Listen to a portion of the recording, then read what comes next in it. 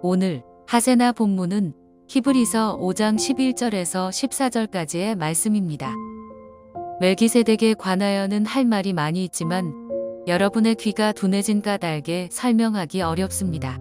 시간으로 보면 여러분은 이미 교사가 되었어야 할 터인데 다시금 하나님의 말씀의 초보적 원리를 남들에게서 배워야 할 처지에 놓여 있습니다.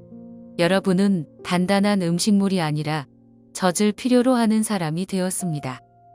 젖을 먹고서 사는 이는 아직 어린아이이므로 올바른 가르침에 익숙하지 못합니다. 그러나 단단한 음식물은 장성한 사람들의 것입니다. 그들은 경험으로 선과 악을 분별하는 세련된 지각을 가지고 있는 사람들입니다.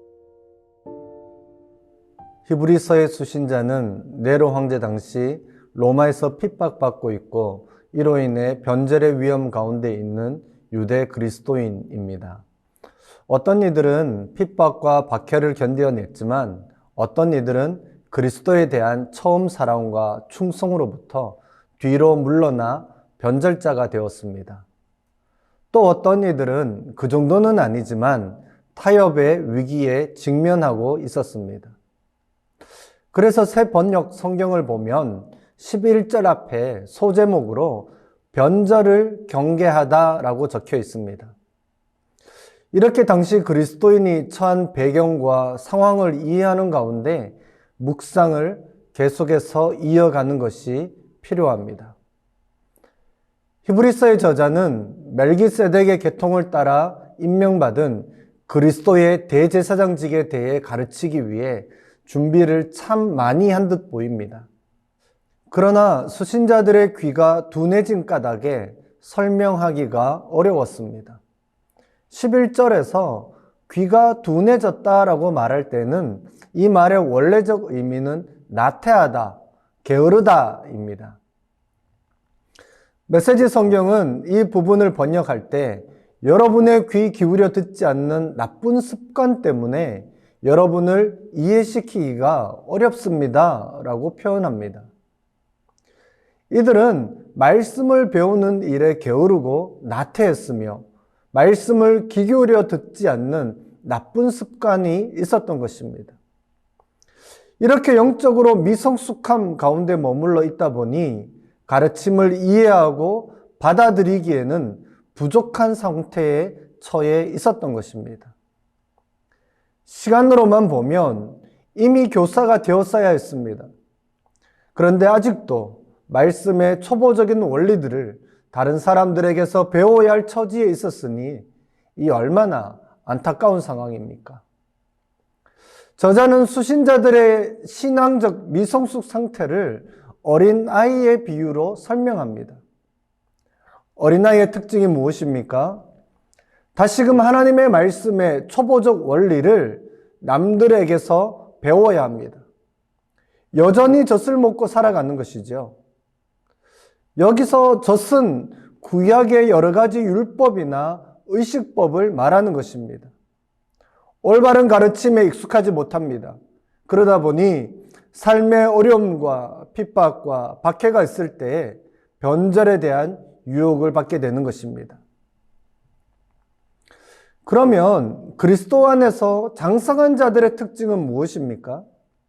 이들은 시간이 지나면서 잘 성장하여 교사가 되었습니다. 다른 이들을 가르칠 수 있게 되었습니다.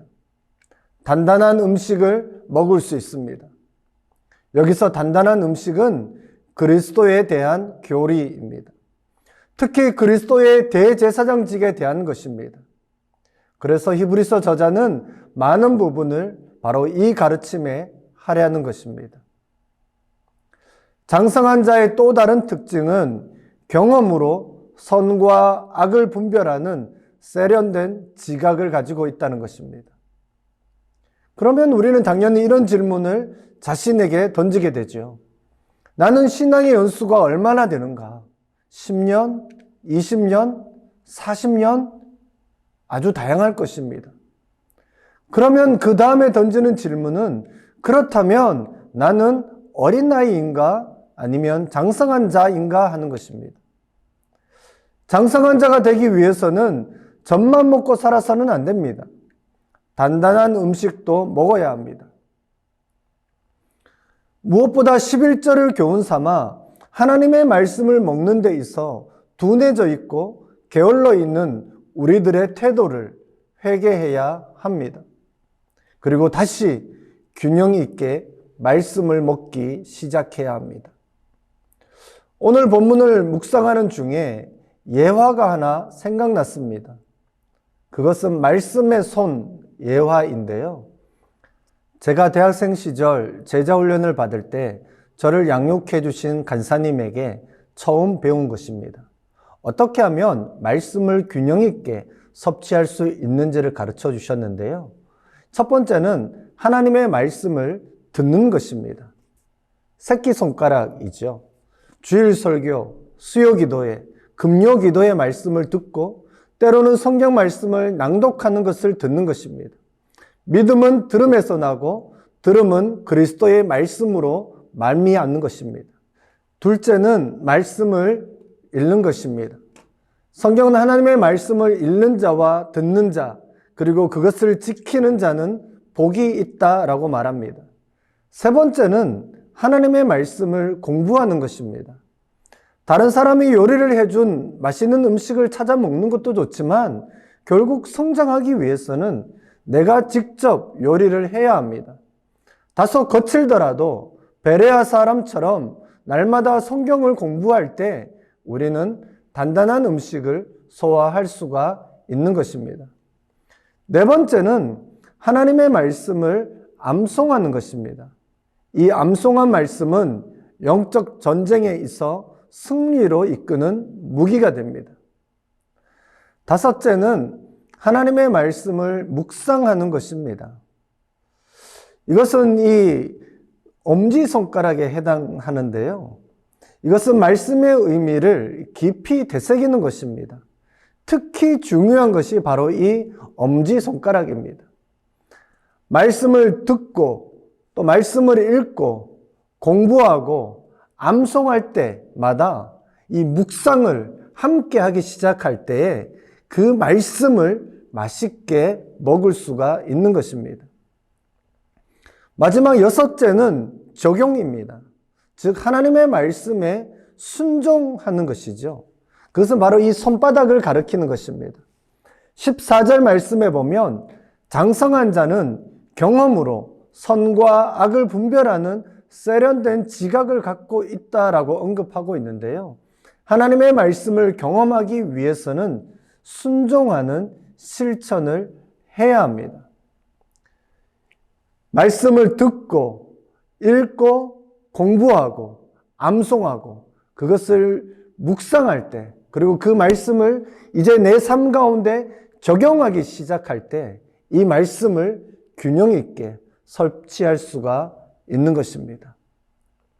이렇게 할 때 우리는 장성한 자로 성장해 나갈 수 있습니다.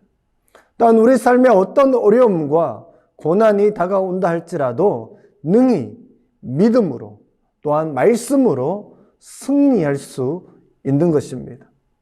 기도하겠습니다. 아버지 하나님, 오늘 또 하나님의 말씀을 먹기 원합니다. 그저 젖을 먹는 것에 그치는 것이 아니라 단단한 음식도 먹을 수 있는 장성한 자가 되기를 원합니다. 하세나 묵상으로 주님의 말씀 앞에 머무를 때마다 깨닫는 은혜가 있게 하시고 그리스도 안에서 장성한 자로 계속해서 성장해 나가게 하여 주옵소서. 예수님 이름으로 기도합니다. 아멘.